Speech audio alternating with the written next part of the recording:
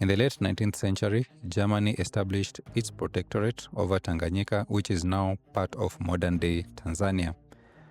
Historical records show that the German colonial administration implemented a system of direct rule. This approach was characterized by a centralized and authoritarian administrative structure.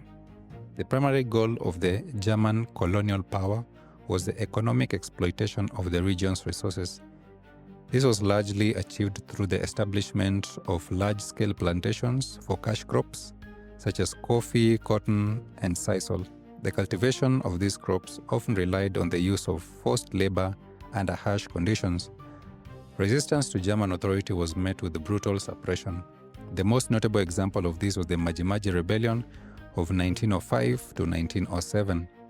German forces crushed the uprising with overwhelming force, leading to the deaths of an estimated 200,000 to 300,000 Africans. These casualties resulted not only from direct conflict but also from a scorched earth policy that led to widespread famine. Concurrently, the British established the East African Protectorate in 1895, which would later become the colony of Kenya. A cornerstone of British policy in this region was the construction of the Uganda Railway, which began in 1896. The railway was a strategic endeavor designed to secure a trade route from the port of Mombasa to the landlocked Uganda Protectorate. Beyond its strategic importance, the railway played a crucial role in the economic development of the Kenya Protectorate.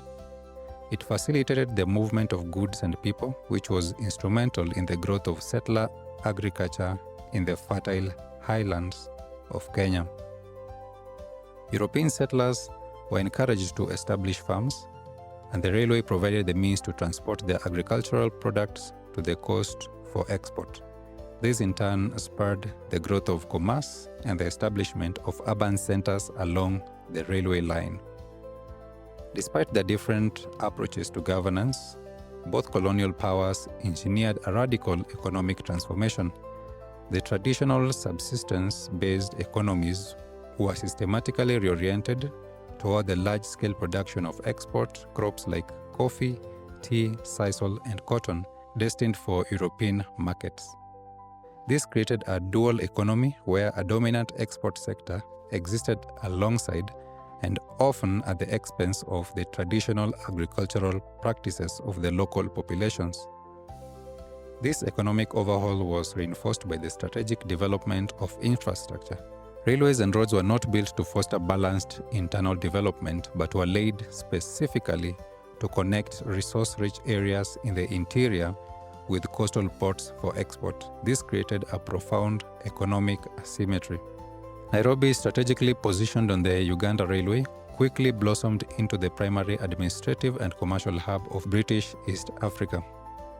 In contrast, Dar es Salaam served as the capital and the main port of German Tanganyika, while historic Zanzibar, once a dominant trading empire under Omani influence, saw its regional importance shift as mainland ports became the focal points of the new extractive economies.